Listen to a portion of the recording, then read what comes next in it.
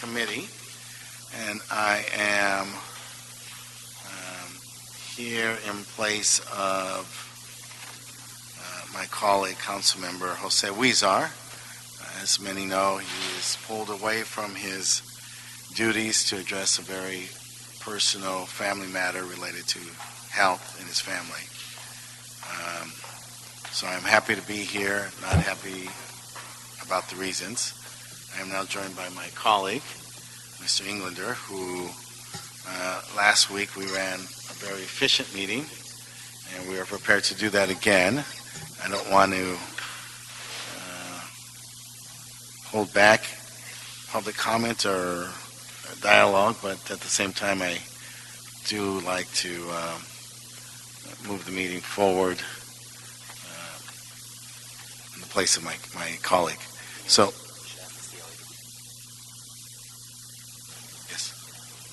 yes, so I'm prepared for the items to be read into the record and for us to commence. Sure. We'll go sequentially, Councilman. Item 1 is a city attorney prepare ordinance relative to the Warner Center in CD3. We would like to address that when Mr. Blumenfeld joins us. Okay. And move that to the end of the agenda. If we can go to item 5 right now. Sure. Item 5 is designation of Johnny's Coffee Shop as a historic cultural monument. I believe there's a request to continue the item. Okay. Any objection? We will continue it to November the 5th. Good to go. That's a great place. I dated my wife there one afternoon and had lunch with her. So let's save that. I'm sorry, my bias. Number 2 is item number 6. Sure. Item 6, Councilman, is Mr. LeGrand's weekly report. Yes. Good afternoon, council members. Mike LeGrand for the record. This past Saturday, we had a very robust conversation at the Congress of Neighborhood Councils. They had a big seminar, and we had over 9 planners participating in various workshops, training sessions, and having great dialogue with our stakeholders throughout various neighborhood councils that span the city. This was a very successful event, and we look forward to attending again next year, as well as the multiple congresses and neighborhood councils that we attend across the city that are geographically based. So we're very happy to report it's a very successful event put on by Dunn, and we'd like to thank all the participation from the various neighborhood councils across the city for a great event. We really did learn a lot, as well as share a lot of information at that day. In addition, the planning department has been very busy doing a number of outreach sessions on our South LA community plans. We feel it's going very good, and we look forward to bringing those to council in this next coming year. In addition, our most recent copy of our summer copy of our newsletter is now available on our webpage, and we'll be distributing those to the council office the next couple of weeks as they come out of the print shop. The letter highlights some of the accomplishments of this past planning commission as we get new commission members that start to come through the process of appointment through the Plum Committee as well as the City Council. So we're very excited to see the mayor's appointments of those new commissioners, and like to thank all the planning commissioners and the Planning Commission President, Bill Roshan, for all their dedicated work throughout the 8-year tenure that many of those commissioners served on the Citywide Planning Commission. We look forward to working with the new Planning Commission. The department has had a number of briefings with the council deputies, and will continue to do so throughout the year. We're planning on a council deputy briefing regarding the sign regulations. That'll be coming forward to City Council in the next few months. We'll also be doing a briefing on various work programs within the planning department. Look forward to working with your staff to help them understand the work that we'll bring forward to the council this next year, as well as get their input early in the process and making sure we're reaching out to all the appropriate stakeholders. That concludes my report, and I'll be available for the meeting if you have any questions. Let me say to you that the Congress that took place in the building on Saturday was quite impressive, that the staff that worked on the Congress should be applauded. It was just very, very impressive. The activity of representatives from the community and their participation was a sight to be seen, and you and all those who participated in administering the program on Saturday should be commended for that effort. Thank you. Thank you. We will receive and file. Number 3 is item 2, approval of a zone change to allow a 2-story, 4-unit condo building at 18358 West Satakoy on Reseda Boulevard. I have a motion to approve. Is there a comment or no? I have a motion to approve. We have a second. That is the order. Yes. I have item 3 and item 4. Item 3, approval to remove a building line to allow construction of 26 single-home properties near Van Nuys CD2. I have a motion to approve. Second, so approve. Consent item. And item number item 4, which is agenda item number 5. We have a approval of a zone change and general plan amendment to allow a 4-story mixed-use development at Washington and San Pedro in CD9, Mr. Price's area. Have a motion to approve? There we go. Approve, so be it. And finally, Mr. Bloomingfield.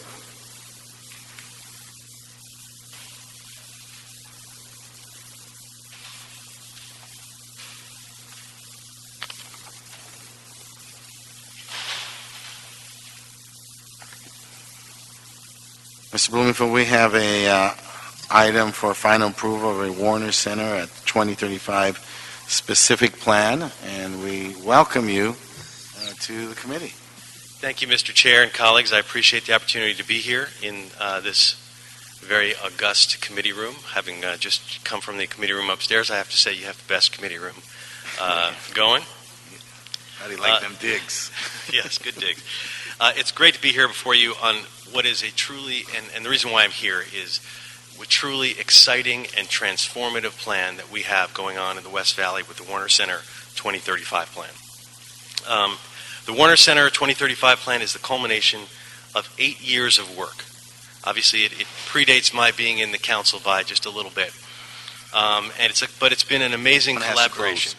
What's that? Someone has to close. Yes, someone has to close, and it's something I've certainly been aware of as an assembly member and have been very supportive of the process. But it's really been a stellar example of a good process. It's been a collaboration between the Citizens Advisory Committee, city staff, and other community members in a very positive, collaborative way. With this plan, the community is speaking in one voice. They're saying, we support smart growth. We support business and want more jobs. We want a walkable community with better transportation infrastructure that's more sustainable too. We want the Warner Center area to be a transit-oriented development. But how we get there is key. The plan before you will create 8 different districts. A College Commerce, Downtown, North Village, Park, River, Topanga, and Uptown districts. Each district has standards and design guidelines intended to guide the growth in distinct ways. For example, the College District is intended to provide live work opportunities while retaining some of the historical industrial uses that have existed in this area, but instead of heavy industrial, there'll be light industrial. The balance between residential and non-residential growth in each district is guided by a unique floor area ratio tables that pertain to the district to ensure that the growth is achieved in a smart manner. The Warner Center plan has built-in incentives that allow the developers and builders or the landowners a bonus if they're able to incorporate a grocery store into their project, or a community serving uses or publicly accessible open space, uses that encourage a vibrant and pedestrian-friendly district. The plan also has a mobility fund, which will be directed to mitigation improvements to the transportation infrastructure, such as the Metro Orange Line, with the intent to one day even having an internal circular streetcar. There's a lot of exciting possibilities with the way the plan is written. There's also a lot of possibilities that we're going to talk about in the future on this, in terms of things that I want to see, in terms of extra solar incentives, and green tech and clean tech incentives, and having Wi-Fi in the area. This plan has really been worked on. I know there's a few other issues that are being worked on as we speak with that hopefully will get resolved today as we move forward. But in sum, what the Warner Center 2035 plan does is give certainty that new development will provide the necessary public benefits and mitigations that are needed. In crafting this plan, the community has created a transformative opportunity for itself and set a blueprint for future specific plans in the city of Los Angeles. It's why I supported the Warner Center's 2035 plan as an assembly member, and it's why it's been so important to me to bring this over the finish line as a council member. A few little odds and ends to clean up, but we are there. We want to move it quickly and finally get to that finish line, because it is a truly, again, transformative and exciting plan for the West San Fernando Valley. And with that, I thank you for the time and urge your support. Thank you, Councilmember, and I think you and I have found ourselves in those positions where we come in, work was done before us, but there is a need for someone to close.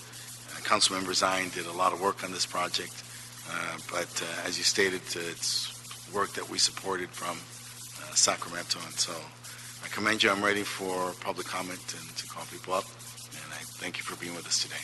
Great, thank you. I have Cesar Diaz from Council District 3.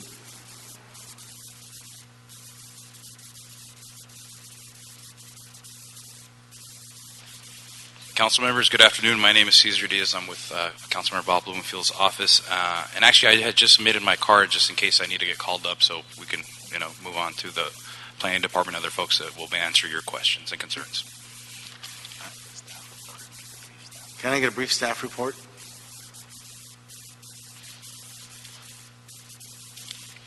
Good afternoon, Councilman. Tom Glick, City Planning Department. This is a culmination of 8 years of effort, not just from the city, but from the community behind us, several dedicated community members who were appointed in 2006 or 2005 by Councilman Zine, and now are still here 8 years later. It's a testimony to a community that wants to see a Warner Center plan that represents the future of what good urban smart growth is supposed to be. So this plan is not about the planning department, it's not about the city, it's about the people who came together and worked on a plan from both sides, the developers who own properties in Warner Center and the people who live in Warner Center, the communities, the community members. And this plan is representative of both their efforts to develop a plan that's representative of what they want to see in the future. This went to Plum in February 19th. Last year. We're bringing it back to Plum because as part of any process, the last time it went to Plum, it was asked to go to the city attorney's office. City attorney, with a tremendous plan of this nature, which was 250 with a lot of exhibits, clearly had some changes to the plan. Form and legality mostly, but as part of any process, the city attorney's version came back, and once again, we gave the communities the opportunity to look at this plan as it transformed from what the city attorney changed. And in a result, we met with the community over the last 2 weeks, and they are satisfied, really happy with the city attorney changes. The city attorney, I have to tell you, did a wonderful job on this plan. And they're very happy with the plan. They do have the community 37 changes that were submitted, of which we agreed to all of them. To be made in the plan prior to this going to City Council. And that's really what I'm here to say. And once again, I would just remind you of Mariano Rivera of the Yankees. He is being celebrated as a closer. That's right. Yeah. Okay. Send it to the Hall of Fame. I have Doug Arsenault.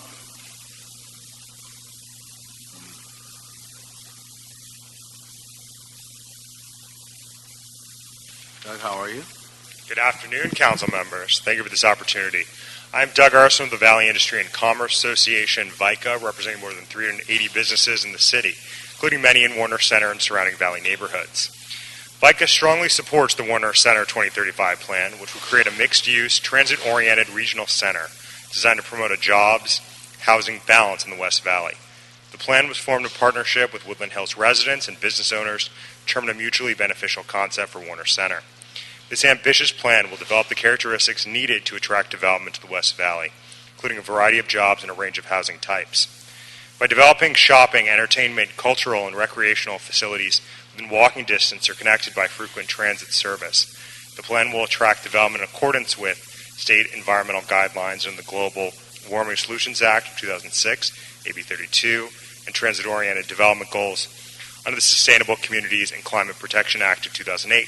SB 375, which you both, of course, are very familiar with.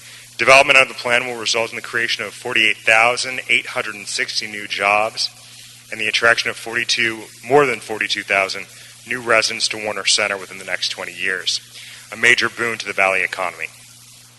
VICA urges the committee to move the Warner Center 2035 plan forward without delay. It is exactly the type of forward-thinking, community-based planning that our city should applaud and take note of as a model for the future. Thank you. Thank you. Brad Rosenheim.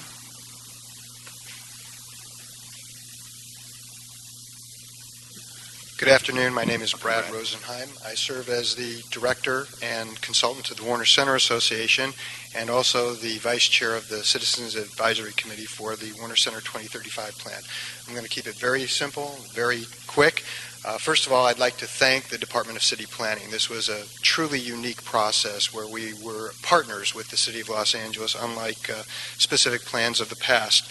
The Department of Transportation participated in this effort. City Attorney wrapped things up in a nice tight bow at the end. And of course, the Council office, both Councilman Zine's office and Councilman Blumenfield's office, have done a tremendous job shepherding this through the process. Definitely want to make sure that the Citizens Advisory Committee is acknowledged. People have put in literally thousands of hours working on this to make it a very successful plan. It's unique, and it's a very good plan. I think there are opportunities to perfect the plan. You'll probably hear about some of that today and over the next several years. It's a living document, and that's the most important thing about it.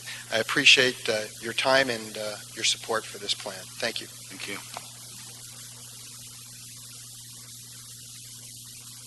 Larry Green.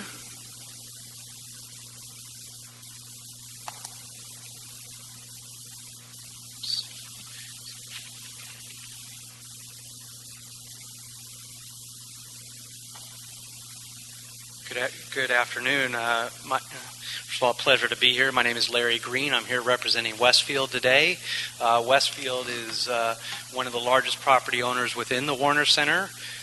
If you look at this map here, you can see we own these three properties in this zone here, of which we make up about 25% of the Warner Center floor area. So I'm really pleased to be here. I'd like to thank planning for their incredible work on this specific plan. We're incredibly excited to see this thing coming forward. It's been a tremendous amount of hard work by everybody. Westfield has invested over $1 billion to date in the Warner Center. We have another $350 million that we're underway with now. And I just want to give a picture. A lot of this came through your desk, and we really appreciate what's going on. And we were really pleased with the document that was approved by Plum in February. And that was a document we were very supportive of. Today, we see a different document, something that's changed, quite a bit from what was here before you last time. We are really trying to just deal with a couple of key issues that really are instrumental to making the mall be a vibrant place for the next 30 years, which is what the intent of the plan is. I'm going to ask my team to come up and take you through those in detail. One of the items, as an example, that I'd like to address is the mobility fee. The mobility fee does not have a category to deal with a regional shopping center. That's something that we would like to work with staff so that we could define a specific definition for how you charge the mobility fee with a regional shopping center like we have. We think that we can get there with planning, and I think that my team will come up and give you a little more detail on that matter. Thank you very much. Heather?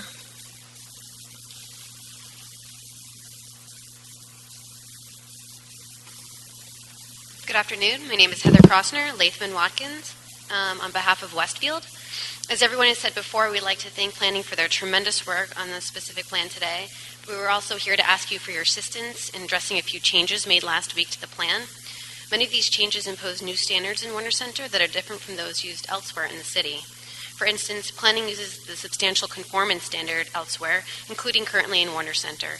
This standard was recently deleted and replaced with a full compliance test, which would mean that even the slightest change to an entitlement would trigger a new discretionary review process.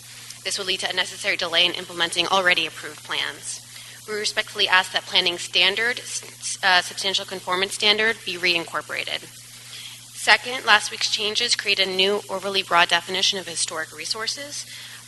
This definition would require buildings and structures that would appear eligible but haven't been officially designated to go through a discretionary approval process. We ask that the prior definition of historic resources be narrowed to eliminate this appeared eligibility test or standard.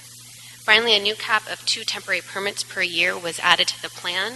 This limitation is very restrictive for a property owner like Westfield that pulls a lot of temporary permits for seasonal events like Christmas tree lots, pumpkin patches, things like that. We request that this new restriction on the 2 permits per year be deleted, or that an exemption be provided for seasonal temporary permits such as those Christmas tree type events. The comment letter we've submitted today includes additional detail on all of these comments, as well as some more that Cindy will be talking about next. Thank you very much for your time. Cindy? Thank you, council members, and thank you again for letting us take the time. We were not part of the CAC meeting, so we did not have that opportunity. So we have submitted to you a letter that had 6 points on it. We reviewed them all with staff, and Heather and Larry went through all the ones other than the 2 that I'll cover. But then I'd be happy to just walk through them if that's helpful at all. The last 2 are the plan when Plum adopted it in February, provided that a project of 50,000 square feet or less did not have to go through a discretionary approval process. That was very important to Westfield because our malls, such as Topanga, has 2 million square feet. Promenade and West Valley are also very large, and we have tenants that go through changes. We change out spaces. We make minor improvements, such as recently for California Pizza Kitchen, all the time. So 50,000 square feet worked as long as it wasn't cumulative. This version of the plan says it's cumulative, so it says that then becomes the total and it all gets added up.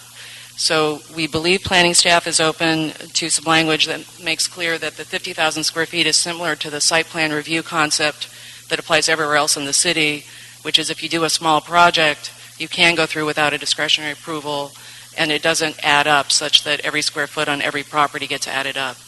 So that's one of the last remaining changes, and then the last one has to do with setbacks. Our understanding of the setbacks that were recommended in the prior plan is there was a minimum of 12 feet.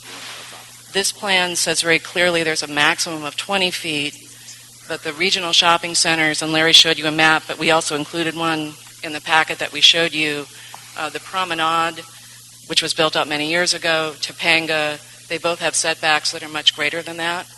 So we wanted to make sure that that wasn't intended to say that every time we make an improvement to the mall, somehow we have to get out to the street, because that just won't practically be possible.